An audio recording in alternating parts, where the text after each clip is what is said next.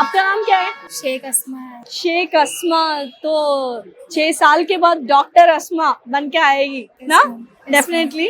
तो कैसे लगा आपको यहाँ ये जर्नी? अभी फॉरेन जाने का है और एमबीबीएस पढ़ने का है, तो पूरा कैसा लग रहा है आपको? इधर एमबीबीएस सीट आना मुश्किल है करके जॉर्जिया जा रहा है, उधर जॉर्जिया में क्लियर करके आएंगे एमबीबीएस। डेफिनेटली।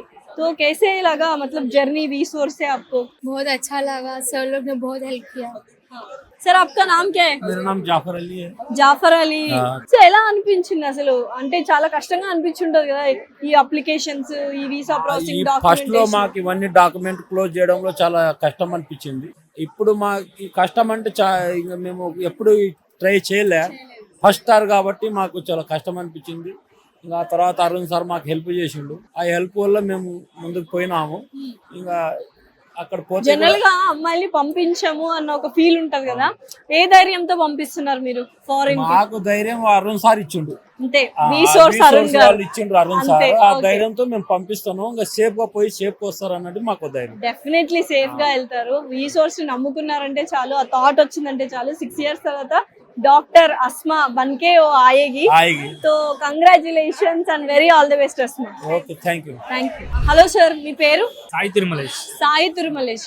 సో ఏంటి, ఎక్కడికి వెళ్తున్నావు ఏంటి? రండమ్మా రండి, పర్లేదు. కొంచెం బాధగా ఉంది కదా మమ్మీకి, అంతేనా? సో ఏంటి, ఎక్కడికి వెళ్తున్నావు నువ్వు అసలు? జార్జియాకి జార్జియా. ఎందుకు వెళ్తున్నావు? ఎంబీబీఎస్. ఎంబీబీఎస్ చదువుకోవడానికి వెళ్తున్నావు. అసలు ఎలా తెలిసింది జార్జియాలో ఎంబీబీఎస్ ఉంది, వెళ్ళాలి అని? కన్సల్టేషన్ ని ఇచ్చాను నేను. సో వాళ్ళు మొత్తం ఎక్స్ప్లెయిన్ చేశారు. సో లైక్ బెటర్ ఆప్షన్ అనిపించింది. నువ్వు చూస్ చేసుకున్నావా, నాన్నగారు చూస్ చేసుకున్నారా రీసోర్స్ ని? యాక్చువల్లీ మా అన్నయ్య కూడా సేమ్ రీసోర్స్ నుంచే వెళ్ళాడు. ఓ, మీ అన్నయ్య కూడా రీసోర్స్ నుంచే వెళ్ళాడు. సేమ్ అలా వెళ్ళి అడిగితే తెలుసుకుంటే చెప్పారు, మొత్తం ఎక్స్ప్లెయిన్ చేశారు. Okay okay. అందుకే అమ్మగారు ఏంటి, కొంచెం బాధగా ఉందా? అంతేనా? అవునండి. ఫస్ట్ అబ్బాయి వెళ్ళినప్పుడు కొద్దిగా బాధ అనిపించింది, ఇప్పటికి అలవాటు అయిపోతుంది. ఆ కొడుకు చిన్న కొడుకే, అంతేనా? ఎలా అనిపించింది అంటే రీసోర్స్ ద్వారా పంపిస్తున్నారు కదా, మీరు ఇదివరకే చూసారు, మీ పెద్ద అబ్బాయి వెళ్ళాడు, ఏమైనా ప్రాబ్లమ్స్ కానీ ఏమైనా అయ్యాయా, లేకపోతే సాఫీగా ఏం జరిగింది? లేదండి, ఏం లేదు. హ్యాపీ హ్యాపీనే. హ్యాపీ. వాళ్ళు కొంచెం దూరంగా ఉన్నారనే బాధ. దూరంగా ఉన్నారనే బాధ. పర్లేదు, మళ్ళీ డాక్టర్ ఇద్దరు డాక్టర్స్ వస్తారు కదా ఇంటికి, అంతేనా? అవును. సో మీ పేరండి? శేఖర్ మేడం. శేఖర్ గారు, చెప్పండి అసలు ఇంత దూరం పంపిస్తున్నారు, ఇద్దరు అబ్బాయిల్ని వీసోర్స్ ద్వారానే పంపించారు. చేసారు, మాకు ఏం తెలియదు, మొత్తం సారా చేసారు, వీసూర్స్ వాళ్ళు చేసారు. ఎలా తెలిసింది అసలు వీసోర్స్ ఉందని? మా బాబు పెద్ద బాబు మాస్టర్స్ ఈ మన వీసూర్ వాళ్ళే పంపించారు అమెరికా. Okay okay. సో అలా తెలుసు అనమాట మొత్తం. సో ఏమైనా చెప్పాలనుకుంటున్నారా వీసోర్స్ కి, లేకపోతే ఎవరైనా ఫారిన్ లో చదువుకోవాలి అనుకున్న స్టూడెంట్స్ గానీ పేరెంట్స్ గానీ ఏమైనా చెప్పాలనుకుంటున్నారా? ఫారెన్ లో చదువుకునే స్టూడెంట్ కు ఏం తెలియకుండా వీసూర్ దగ్గరకు వస్తే వాళ్ళు అన్ని సలహాలు చేస్తారు, వాళ్ళు లోన్లు ఇప్పేయడం అంతా వాళ్ళు నీట్ గా చేసి పెడతారు.